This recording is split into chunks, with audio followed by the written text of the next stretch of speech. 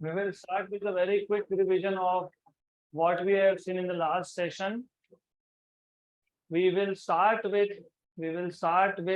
a quick revision of what we have seen in the last session. तो पिछले lecture में हमने total internal reflection के, if you remember, applications देखे थे. To be specific, total internal reflection के हमने दो एप्लीकेशंस देखे थे. टोटल इंटरनल रिफ्लेक्शन के हमने दो एप्लीकेशन देखे थे. उसमें से जो पहला एप्लीकेशन था, इन टोटल तीन है. एक है optical fibre, which we have already discuss 2 times, तो वापस रिवीजन नहीं होगा. उसके बाद था prism binocular and then periscope.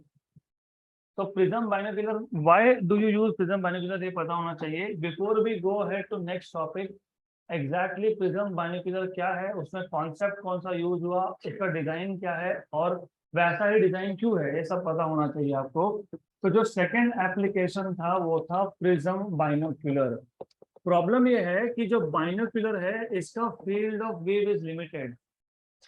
The field of view of binocular, normal binocular which uses 2 cylindrical tubes is limited because of the distance between 2 tubes, and you cannot increase the distance between the 2 tubes because that distance cannot be greater than the separation of your eye. तो जो normal binocular आप देखते हो जिसमें 2 tube use होते हैं, in that case ये जो 2 cylindrical ट्यूब है, इन दोनों cylindrical ट्यूब्स का डिस्टेंस डिसाइड करेगा what is the field of view. तो फील्ड ऑफ व्यू कितना है वो कौन डिसाइड करेगा? इन दोनों ट्यूब्स का डिस्टेंस. और ये दोनों ट्यूब का distance is limited. Why limited? Because in दोनों ट्यूब का distance can not be greater than separation between 2 आई. तो हमारे 2 आंखों से ज्यादा इसका डिस्टेंस नहीं हो सकता. That is why field of view of this normal binocular is limited. हमको इसका फील्ड ऑफ व्यू इंक्रीज करना है. फील्ड ऑफ व्यू इंक्रीज करना है तो हम क्या करेंगे?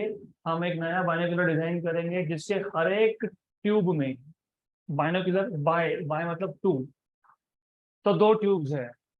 तो हम लोग ऐसा नया बाइनोक्यूलर डिजाइन करते हैं जिसके हर एक ट्यूब में कितने प्रिज्म है? 2. And each prism is a right angle prism. So we use 2 right angle prism. Why right angle prism? क्योंकि राइट एंगल प्रिज्म का क्रिटिकल एंगल होता है 42 degree. So we use 2 right angle prism in both the tubes of a prism binocular. These 2 right angle prism bend the light by 90 degree each. तो अगर आपको construction याद होगा, उससे पहले तो आपको ये याद होना चाहिए राइट एंगल प्रिज्म करता क्या है. राइट एंगल प्रिज्म, जो भी रे ऑफ लाइट इसके हाइपोटेन्यूज सरफेस पे, इंक्लाइंड सरफेस पे इंसिडेंट होगा, इसको ये 90 डिग्री से बेंड करेगा, provided the angle of incidence here is greater than 42 degree. क्योंकि critical angle for prism is 42 degree. तो अगर ये एंगल ऑफ इंसिडेंस 42 से ज्यादा हुआ तो लाइट का बेंडिंग होगा बाय 90 डिग्री. तो हमने क्या किया था? हमने 2 ट्यूब बनाए. तो वी हैव 2 ट्यूब. पहला tube was something like this और 2 ट्यूब्स है हमारे पास. इन दोनों ट्यूब्स में 2 राइट एंगल्ड प्रिज्म्स है. तो you have 2 tubes and both of this 2 tubes have right angled prism. How many of them? कितने हैं? हर एक ट्यूब में कितने हैं? 2.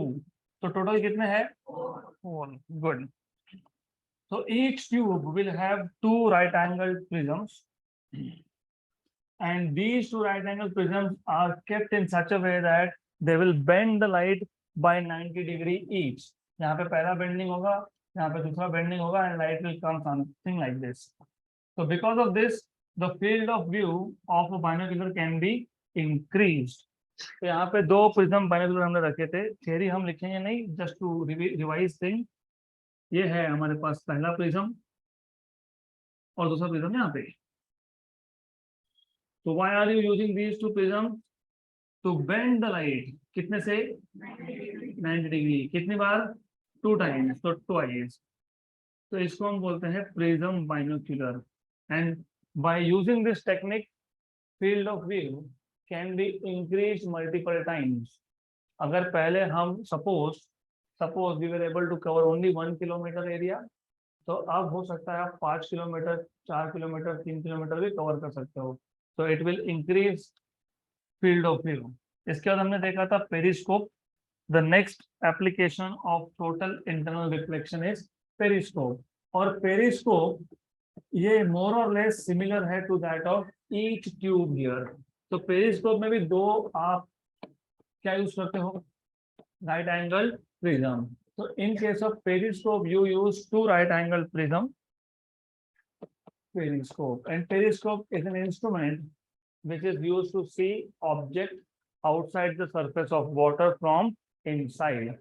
पानी के ऊपर जो ऑब्जेक्ट है उसको अगर आपको पानी के अंदर से देखना है तो यू यूज पेरिस्कोप. तो it is an instrument which is use to see an object. Object कहाँ था? Outside water. कहाँ से देख रहे हो? From inside. गुड. तो पेरिस्कोप में you have a tube and you just put two right angle prisms. तो हमारा जो ऑब्जेक्ट था वो वाटर के बाहर है. Suppose this is water level and you have an object. एक ऑब्जेक्ट है, उसका लाइट यहाँ से आया तो यहाँ पे फर्स्ट टाइम उसका बेंडिंग होगा by 90 degree because of right angle prism. फिर सेकंड टाइम यहाँ पे बेंडिंग होगा बाय 90 डिग्री. तो you have two right angle prism. एक राइट एंगल प्रिज्म यहाँ पे रख दिया and another one is kept somewhere over here. तो क्लियर यहाँ तक? राइट. तो ये हमारे टोटल 3 एप्लीकेशन थे. किसके? टोटल इंटरनल रिफ्लेक्शन के. Now we are moving ahead to the next topic. लेकिन before we go ahead to the next topic, ये जब चैप्टर स्टार्ट किया था तब मैंने आपको बताया था कि ओवरऑल ऑप्टिक्स में 2 पार्ट्स है, wave optics and ray optics. Ray optics में वापस 3 पार्ट है, रिफ्लेक्शन, रिफ्रैक्शन, प्रिज्म थ्योरी. तो रिफ्लेक्शन में वापस 2 पार्ट्स थे, reflection from plane mirror, reflection from spherical mirror. Spherical mirror में वापस 2 पार्ट्स थे, concave and convex. Similarly refraction में भी इन टोटल 2 पार्ट्स है, रिफ्रैक्शन फ्रॉम प्लेन सरफेस जो अभी तक हमने सीखा.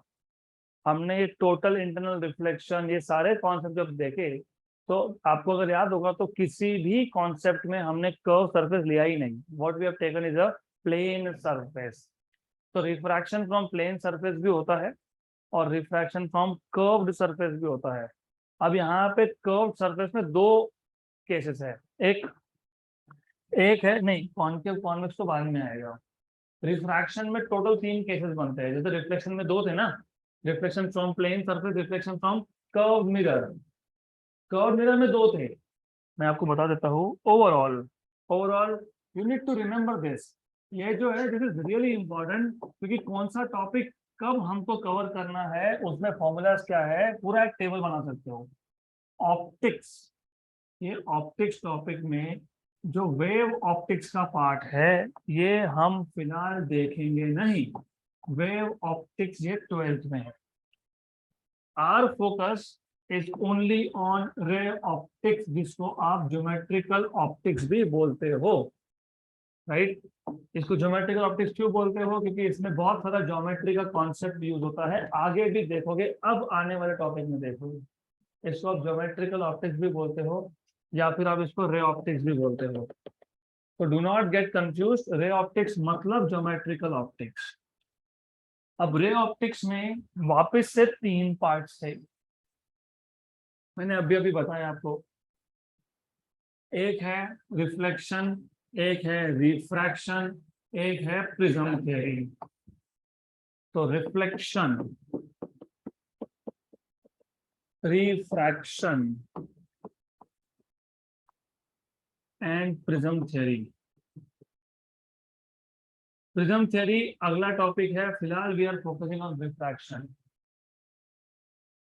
रिफ्लेक्शन में 2 पार्ट्स है, रिफ्लेक्शन फ्रॉम प्लेन सरफेस मतलब plane mirror and reflection from curved mirror.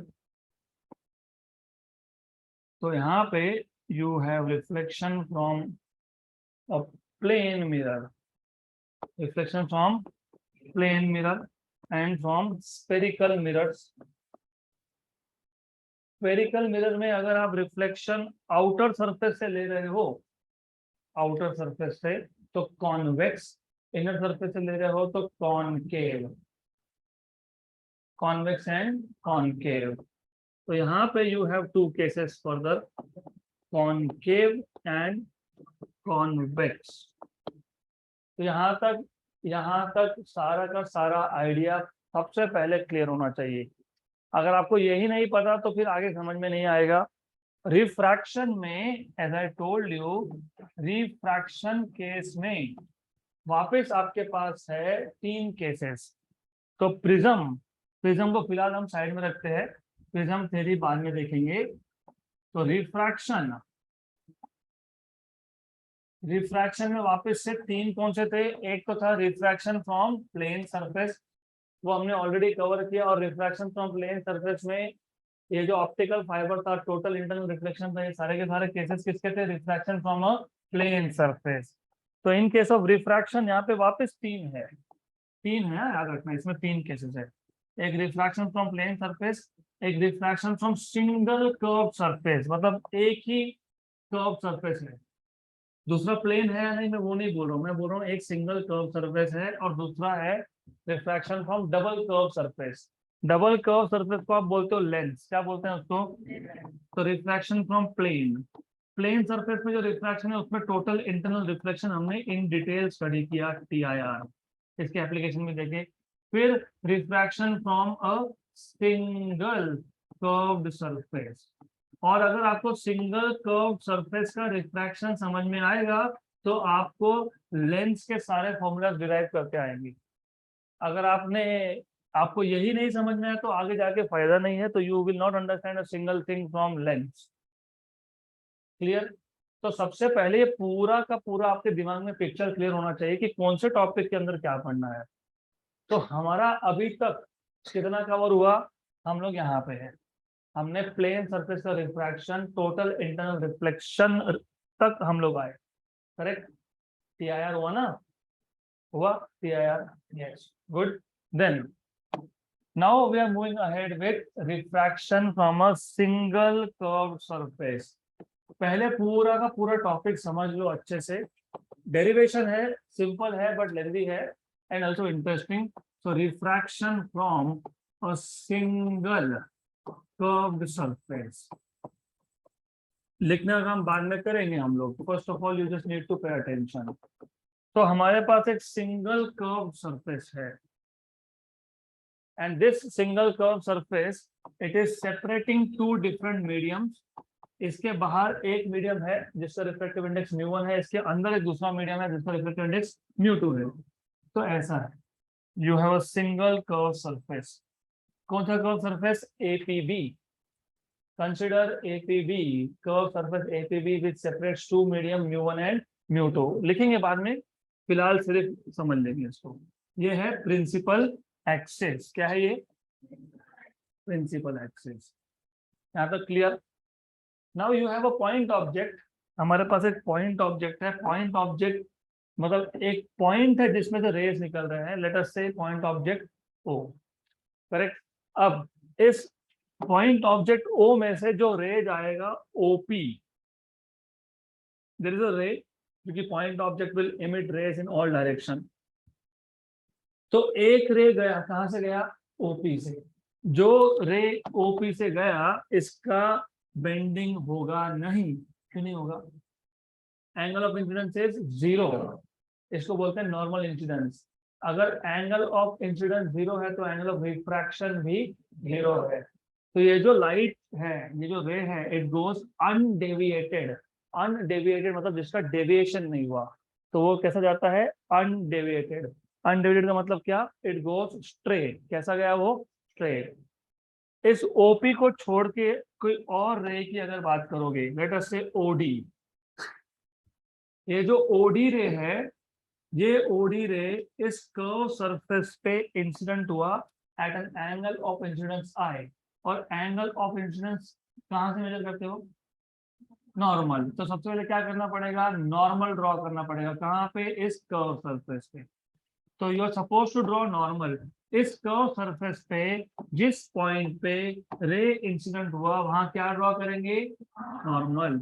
आपको ये पता होना चाहिए कि जो नॉर्मल है, ये नॉर्मल ये नॉर्मल जिस पॉइंट पे प्रिंसिपल एक्सिस को कट करेगा वो बन जाएगा centre of this curve surface.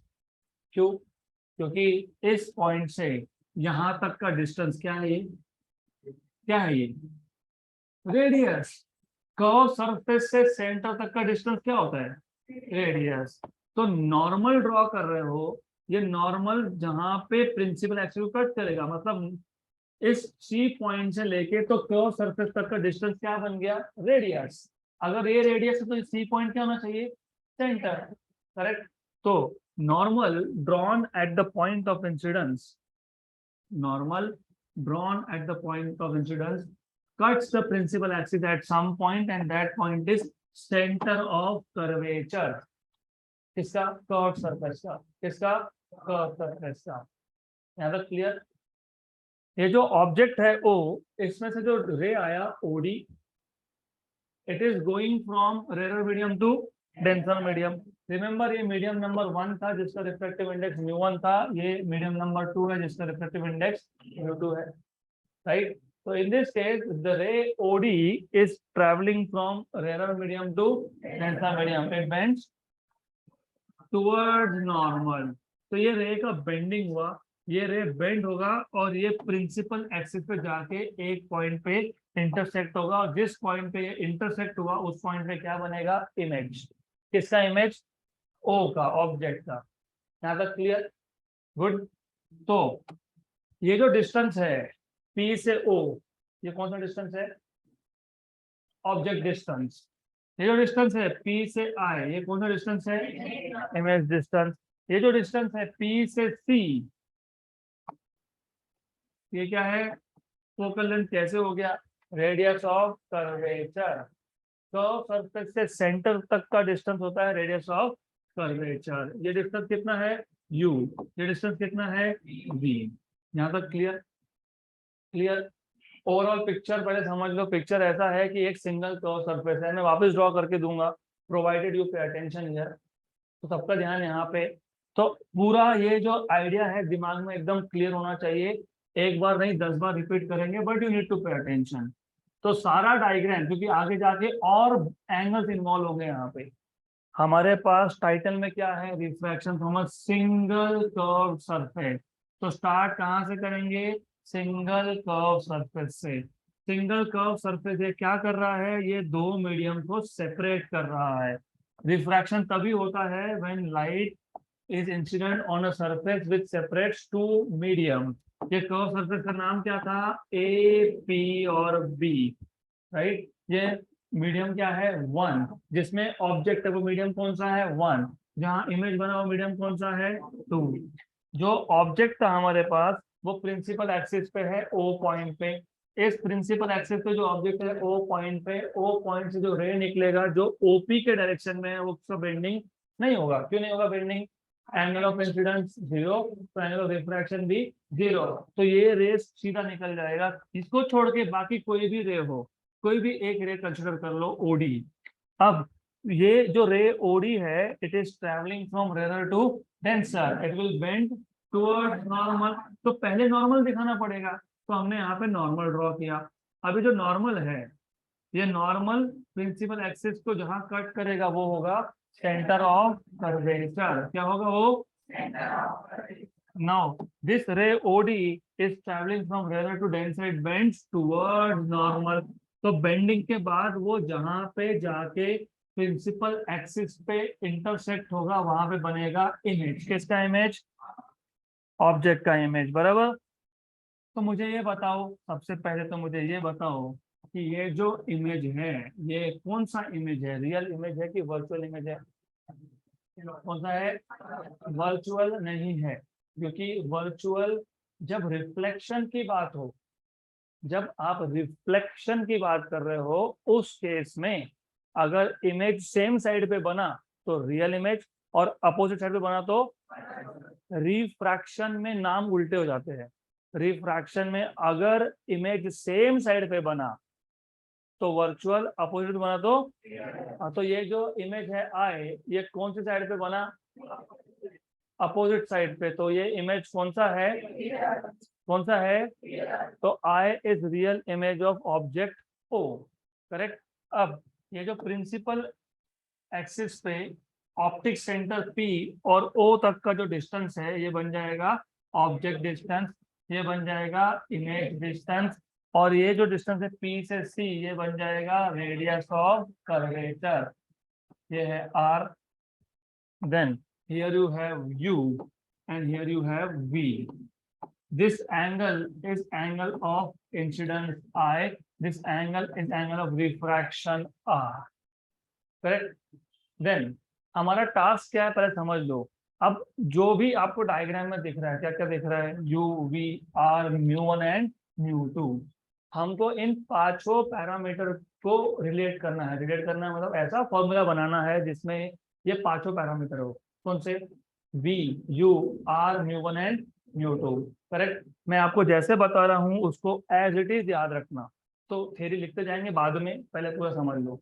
हमें एक फॉर्मूला बनाना है जो सिंगल कर्व सरफेस में u v r mu one और म्यू टू को रिलेट करे। तो सबसे पहले ये जो डिस्टेंस है ओपी, ये डिस्टेंस जो ओपी है ये आएगा आपके पास minus u Q on the left side. फिर जो डिस्टेंस है पीसी ये आएगा plus R Q because on the right side. तो जो डिस्टेंस है पी आई ये आएगा v positive Q because it is also on the right side, correct. अब स्टेप नंबर 1 था डायग्राम और ये डेटा। तो डायग्राम ड्रॉ करो और ये जो भी इंफॉर्मेशन है वो लिखो, ये स्टेप नंबर 1 है। स्टेप नंबर 2, इसमें दो ट्राइंगल है, एक है ओसीडी, एक है सीडीआई, बराबर। लेकिन मैं इसको रीड करता हूँ सीआईडी, याद रहता है ना सीआईडी, राइट, याद रहता है ना सीआईडी, दया पता लगाओ सीआईडी, करेक्ट। तो दो ट्राइंगल है, कौन से दो, ओ सी डी और सी आई डी। इसमें जो एंगल्स है उस एंगल्स को नाम दे देंगे, इसको बोल देंगे अल्फा एंगल, इसको बोल देंगे बीटा एंगल और इसको बोल देंगे डेल्टा एंगल, करेक्ट। तो स्टेप नंबर 2 में सबसे पहले एंगल्स को डिफाइन करो। तो ये जो एंगल है ये अल्फा है, कौन सा एंगल है ये सी ओ डी। फिर ओ सी डी ये कौन है, डेल्टा है। फिर सी आई डी एंगल कितना है, बीटा। अब ये जो दो ट्राइंगल है अगर आप अच्छे से देखोगे तो पहला ट्राइंगल, मैं ट्राइंगल ड्रॉ कर देता हूँ, कौन सा ट्राइंगल, ओ सी डी, ओ सी, और यहाँ पे एक पॉइंट है D, somewhere here there is a point D, ऐसा कुछ है, समथिंग लाइक दिस। ये था ओ, ये था, sorry, this was O, this was C, और यहाँ पे था एक पॉइंट, कौन सा पॉइंट, डी। ये एंगल है अल्फा, ये एंगल है डेल्टा, और ये एंगल है I, angle of incidence I. यहाँ तक clear, right. Do you know what is exterior angle theorem? Yes, what is exterior angle theorem? Exterior angle is equal to sum of remote interior angles. Remote क्यों बोलते हो, क्योंकि ये आई exterior है, उसको लग के एंगल नहीं है, दूर वाले है, दूर वाले मतलब रिमोट।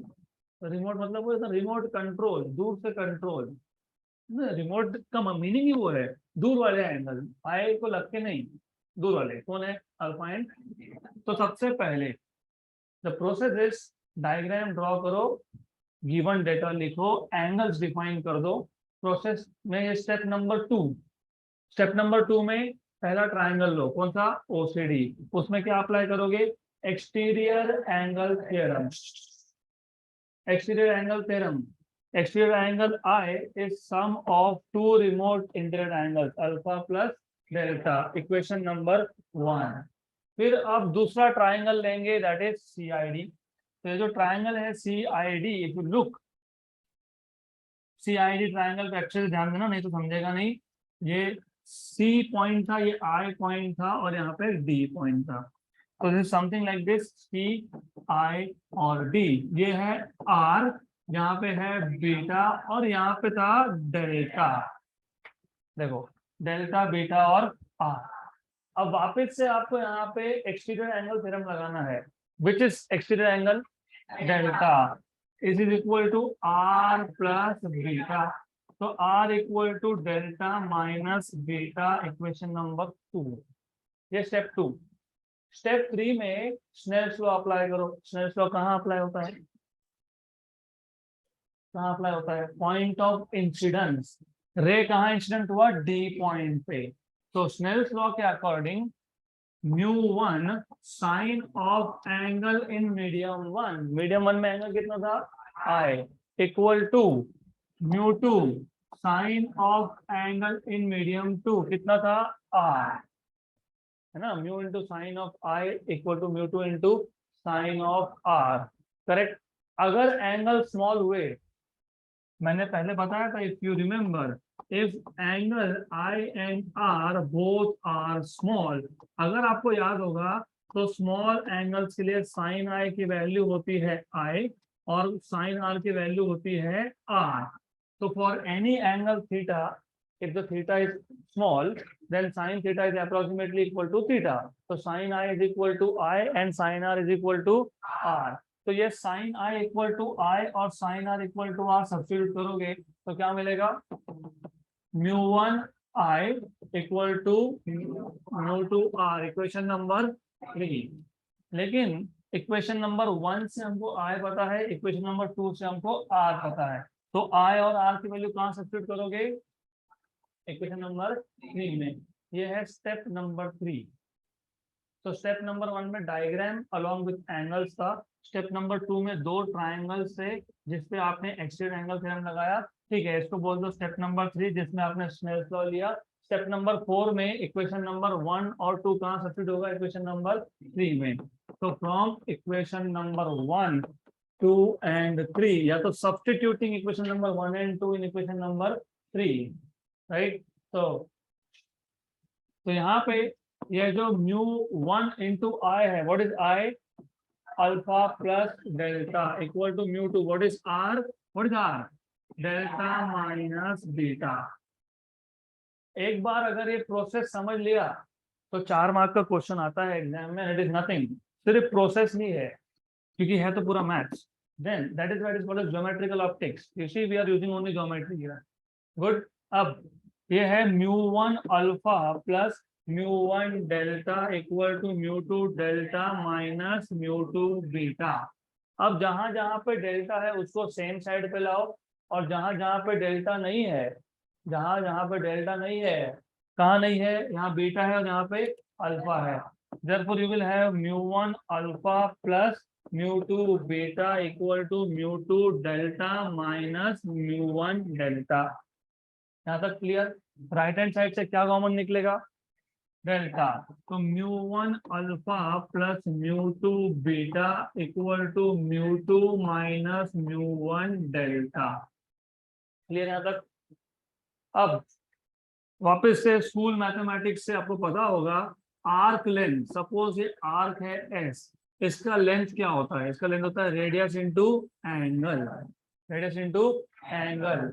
रेडियस को मैं डिस्टेंस मान सकता हूँ? यस, क्योंकि रेडियस क्या है? डिस्टेंस है। Radius is the distance from centre to the surface. Circle को क्या बोलते हो? सरकमफरेंस। सर्कल के केस में सरकमफरेंस, लेकिन स्फीयर के केस में सरफेस, राइट। तो radius is distance from centre to the surface. अब सिमिलरली इफ यू लुक, यहाँ पे हमारे पास एक ही सरफेस का curve surface, single curve surface. कौन सा? नहीं, कर्व सरफेस कौन सा है? कर्व सरफेस कौन सा है? हाँ, लेकिन एंगल कहाँ बन रहा है? डी और पी के बीच में। लुक, ये जो अल्फा एंगल था या बीटा था या डेल्टा था, अल्फा बीटा या डेल्टा तीनों के लिए ही कॉमन आर्क कौन सा है? डीपी। कौन सा है? DP, right. तो अब आर्क लेंथ अगर मैं लिखता हूं तो मैं कौन से आर्क की बात कर रहा हूँ? डीपी। तो जनरल फॉर्मूला क्या है? हमको पता होना चाहिए, but in general arc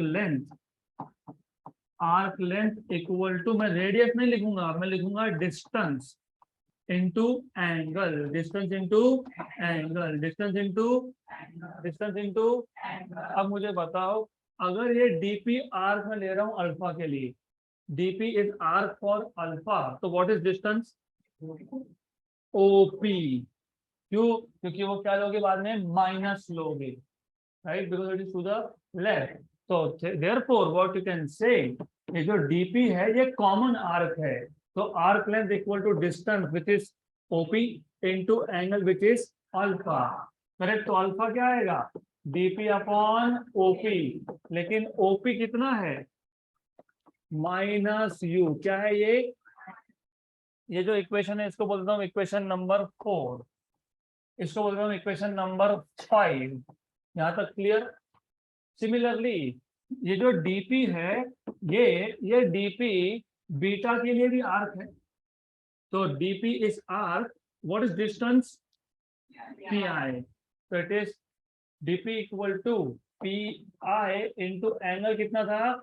beta. तो बीटा एंगल क्या आएगा? DP upon P I, DP upon what is P I? V, plus की माइनस प्लस, तो plus V, equation number 6। Similarly यही डीपी डेल्टा के लिए भी आर्क है, और डेल्टा मतलब कितना डिस्टेंस है? पीसी, पीसी क्या है? आर। तो वापस देखोगे DP equal to PC into delta, PC into, तो डेल्टा क्या आ गया? डीपी अपॉन पीसी, तो डीपी अपॉन पीसी कितना है? R, equation number 7। ये इक्वेशन नंबर 5, 6 और 7, अल्फा बीटा और डेल्टा कहाँ सब्स्टिट्यूट होगा? इक्वेशन नंबर 4 में। तो substitute equation number 5, 6 and 7 in equation number 4। Therefore क्या था ये था μ1 alpha, what is alpha? dp by minus U, plus plus क्या था? μ2 beta, what is beta? dp by v equal to μ2 minus μ1 delta, μ2 minus μ1 delta, what is delta? dp by, left hand side में कौन common है?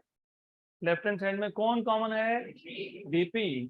तो therefore dp will be equal to dp, एक काम करो equal to नहीं लिखेंगे, dp outside निकाल लेते हैं, क्या बचा? μ1 बाय यू, लेकिन विद नेगेटिव साइन, प्लस क्या बचा? μ2 by v equal to μ2 minus μ1 by r, और बाहर क्या है?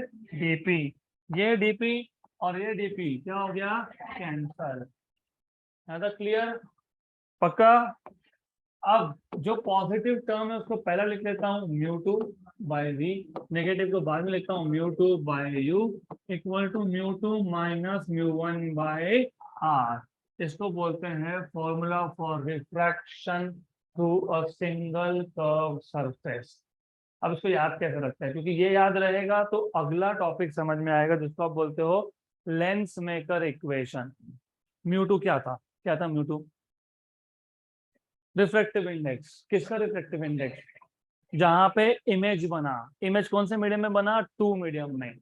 तो μ2 मतलब refractive index of the medium in which image is formed upon image distance. देख लो अपॉन इमेज डिस्टेंस है क्या? है, राइट। तो refractive index of the medium where image is formed upon image distance minus refractive index of the medium where object is kept upon object distance equal to μ2 minus μ1 by r।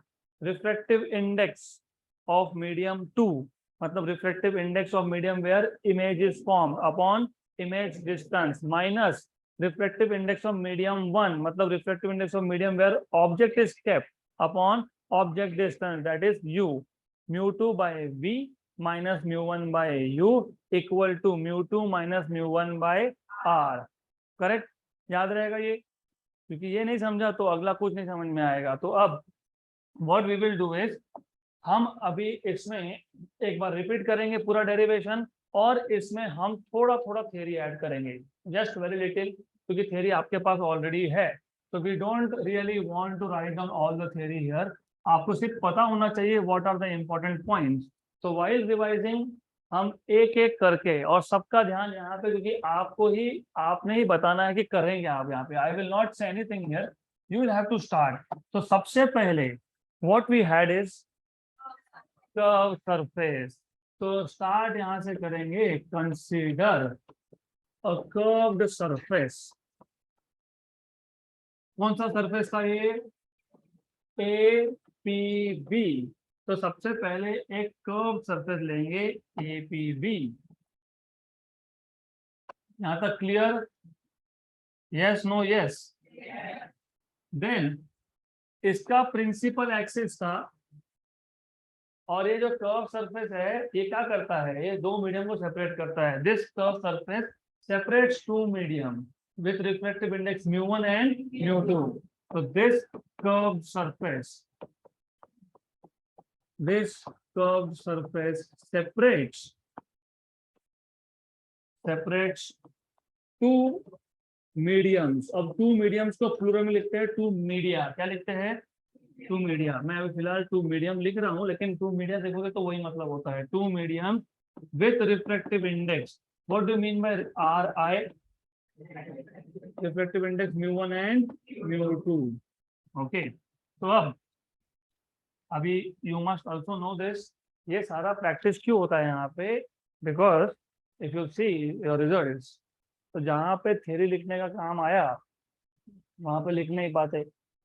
तो physics में अच्छा score करना है तो अभी से आदत डालनी पड़ेगी, और थ्योरी अच्छा हुआ तो ऑटोमेटिकली कॉम्पिटिटिव सारे एग्जाम, जेई, नीट, सीईटी सब होता है।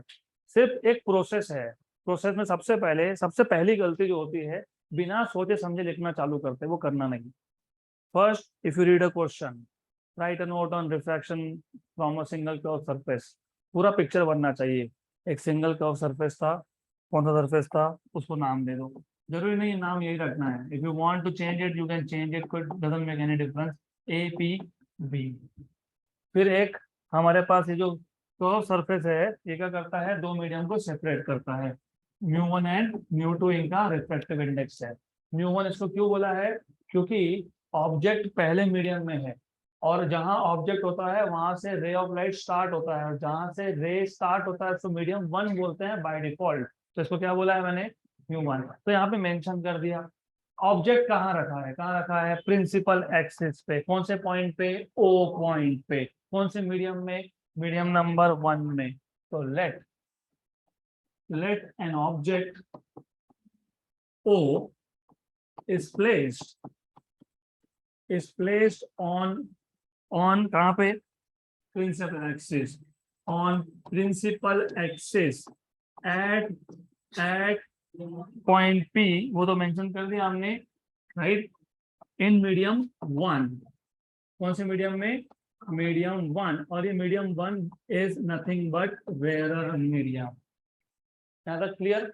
इसके बाद ये जो ओ पॉइंट था, इसमें से जो रेस इमिट होंगे वो हर डायरेक्शन में जाएंगे। वो ओपी के थ्रू भी जाएगा, लेकिन ये बेंड होगा क्या? नहीं। तो वो मेंशन करना पड़ेगा, रे ओपी पासेस अनडेविएटेड। रीजन बताना नहीं है, सिर्फ लिख देना है रे ओपी। वो हमको पता है क्यों अनडेविएटेड होगा, क्योंकि angle of incidence is 0, angle of reflection is also 0। तो रे ओपी पासेस अनडेविएटेड, बस इतना लिखना है। अनडेविएटेड मतलब basically there is no refraction, it just goes straight. यहां तक क्लियर? पक्का? फिर हमने क्या किया था? हमने दूसरा एक रे लिया, उसका नाम क्या था? ओडी। क्या नाम था उसका? ओडी। तो consider another ray, consider another रे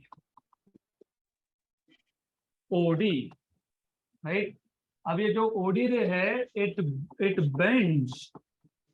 बेंड्स टुवर्ड्स नॉर्मल। क्यों towards normal? Because this ray is travelling from rarer to denser. देखो, all of you know everything, सिर्फ प्रॉब्लम ये है कि फोकस नहीं करते, दैट्स इट। नॉर्मल ड्रॉ करेंगे कि नहीं? ये नॉर्मल कहाँ कट होगा? सेंटर। और लाइट का क्या हुआ? बेंडिंग। बेंड होके वो कहाँ गया? प्रिंसिपल एक्सिस पे, कौन से पॉइंट पे, आई पे क्या बना, कैसे लिखोगे अब, ये जो रे ओडी था, action meets principal axis at point I where it makes real image, क्योंकि यहाँ पे is on the other side, तो ये कौन सा इमेज है, real image. This ray OD after refraction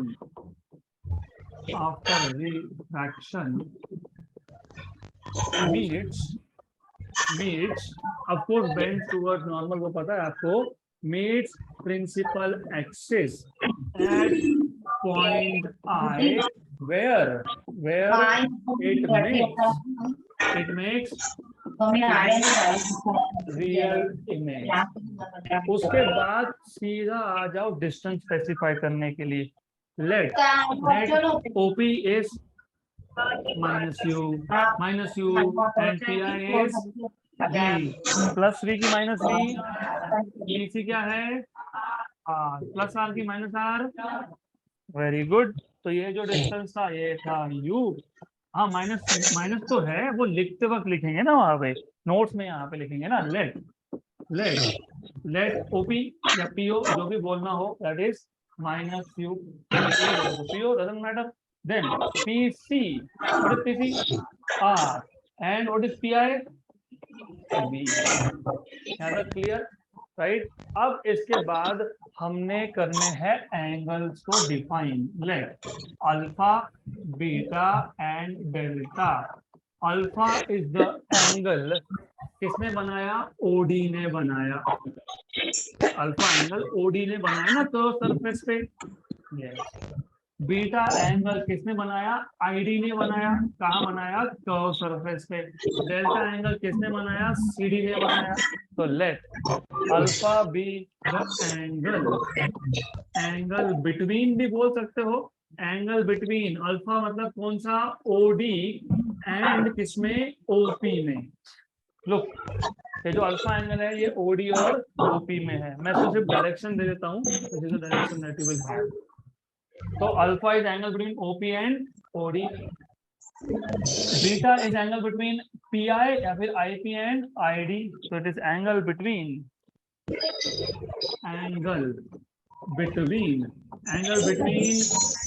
IP and ID. और delta is the angle between CP and CD. ये CP है, ये CD है. एक बार एंगल डिफाइन किए तो नेक्स्ट स्टेप क्या था, दो ट्रायंगल बने, बराबर, राइट. External angle theorem. लेकिन एक्सटर्नल एंगल तो दिखा ही नहीं, तो ये I है, ये है R. तो ये भी स्पेसिफाई करना पड़ेगा. Let I be the angle of incidence and R be the angle of refraction. Very good.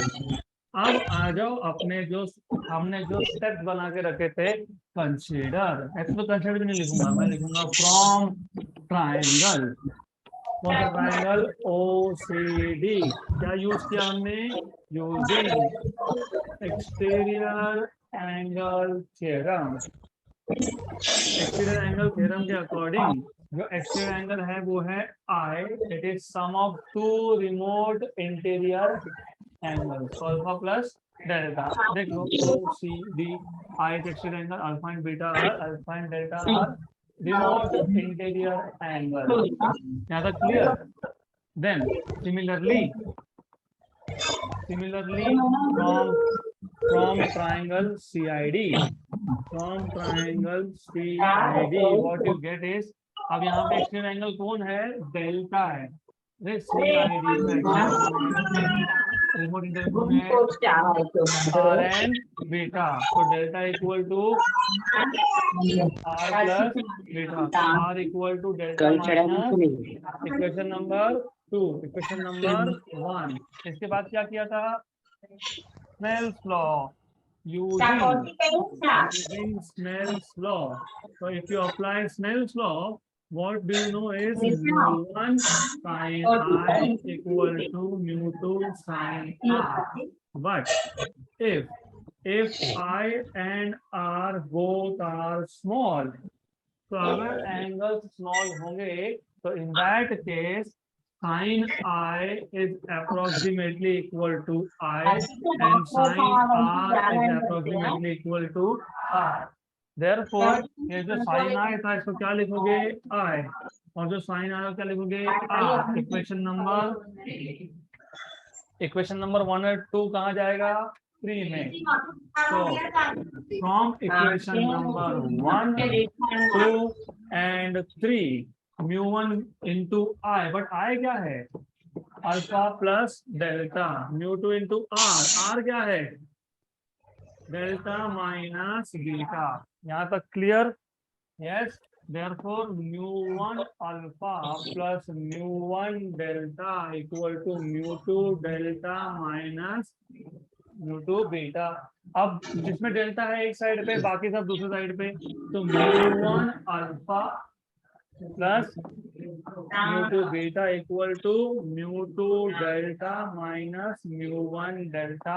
Therefore mu1 alpha plus mu2 beta equal to mu2 minus mu1 delta. Equation number 4 तक आ गए. इसके बाद ये जो DP था वो common arc था, तीनों एंगल का कॉमन आर्क है. लिखना है तो लिखो, नहीं लिखना है तो मत लिखो. बोल सकते हो डीपी इज कॉमन आर्क, या फिर डायरेक्टली बोलना फ्रॉम फिगर, फ्रॉम दिस रे डायग्राम. जो भी आपने रे डायग्राम ड्रॉ किया है आपको क्या समझ में आता है? Alpha equal to DP upon OP. Equation number 5. Beta equal to DP upon PI. PI क्या है? वी. तो DP by v. Equation number 6. Clear? पक्का? Yes. Equation number 6. Then delta equal to dp upon pc.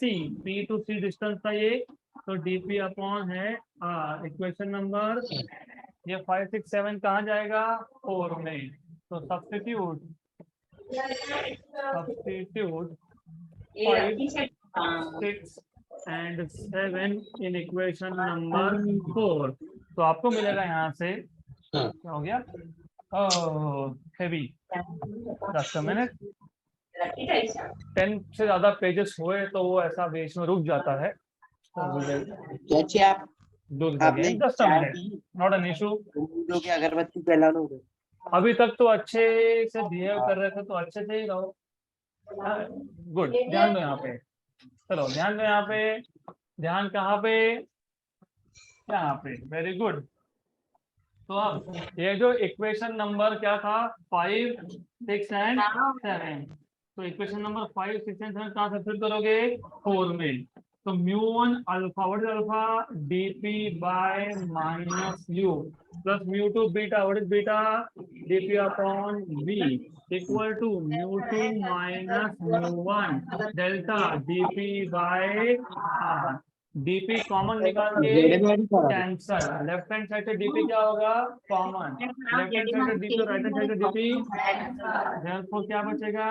mu1 by minus u equal to plus mu2 by v equal to mu2 minus mu1 by. Therefore mu2 by v minus mu1 by u equal to mu2 minus mu1 by r. This is a formula for refraction at single curved surface. याद कैसे रखते हैं? Refractive index of medium where image is formed upon image distance minus refractive index of medium where object is kept upon object distance equal to mu2 minus mu1 by r. Good. अब ये formula use करके हमको एक नया formula derive करना है जिसको हम बोलते हैं लेंस मेकर इक्वेशन. अभी लेंस मेकर इक्वेशन क्या है, ये फॉर्मूला कैसे यूज करते हैं? Just a small introduction. Remember हमने यहाँ पे बोला था एक टेबल बनाया है पूरा. उस टेबल में हमने लिखा है refraction from single curve surface के बाद लेंस। अब लेंस मतलब क्या है? लेंस मतलब हमारे पास दो कर्व सरफेसेस है, तो what you have is this, एक कर्व सरफेस ऐसा है, ये सरफेस नंबर 1 है और ये सरफेस नंबर 2 है, ये बन गया आपके पास लेंस। अगर दो सरफेस है, अगर दो सरफेस है कर्व, तो हम ये फॉर्मूला दोनों सरफेस पे अप्लाई करेंगे 1 by 1। लेकिन क्योंकि दो सरफेस है तो रेडियस ऑफ कर्वेचर भी दो होंगे, सेंटर्स भी दो होंगे। क्यों? क्योंकि पहले कर्व सरफेस का सेंटर यहाँ पे कहीं आएगा C1, उसका डिस्टेंस जो ऑप्टिक सेंटर से लोगे वो होगा R1। दूसरे कर्व सरफेस का सेकेंड कर्व सरफेस का सेंटर ऑफ कर्वेचर आएगा यहाँ पे C2, उसका डिस्टेंस लोगे वो होगा R2। यहाँ तक क्लियर? तो ये जो दो कर्व सरफेस है, पहले कर्व सरफेस पे एक बार ये अप्लाई करना है, दूसरे कर्व सरफेस पे वापस ये अप्लाई करना है और दोनों को ऐड करना है। क्या करना है दोनों को? तो वो जो फॉर्मूला बनता है उसको हम बोलते हैं लेंस मेकर्स इक्वेशन। क्या बोलते हैं? अब लेंस मेकर्स इक्वेशन क्यों बोलते हैं? Because how many of you, of course बहुत सारे लोगों को चश्मा है, how many of you have negative power? बराबर, गुड। तो नेगेटिव पावर मतलब all of you have myopia, है ना? दूर का क्लियर दिखता नहीं, पास का क्लियर दिखता है। जिनका उल्टा है उनको है hypermetropia. When you go to a clinic, doctor को दिखाने गए, उन्होंने लिख के दे दिया -2, -2.5, कुछ तो लिख के दे दिया। What is that? That is power of lens. तो पावर ऑफ लेंस अगर -2 है, -3 है, तो जो लेंस मेकर है, जो ऑप्टिशियन है जिसके पास आप जा रहे हो, वो कैसे बनाएगा? तो उसको जो लेंस का कर्वेचर है ना, मतलब कितना कर्व रखना है, ऑब्वियसली -2 और -3 वालों का सेम नहीं हो सकता, दोनों को सेम बना के दे दिया, हो गया राइट। -1 वाले का लेंस मतलब चश्मा और -3 वाले का चश्मा सेम नहीं होगा, तो चेंज क्या होगा? कर्वेचर। किसी का ज्यादा कर्व्ड होगा, किसी का कम कर्व्ड होगा। तो वो कर्वेचर कितना, रेडियस किसका, वो कौन डिसाइड करेगा? फॉर्मूला। उसको क्या बोलते हो? Lens maker equation. तो वो हम करेंगे नेक्स्ट सेशन में डिराइव।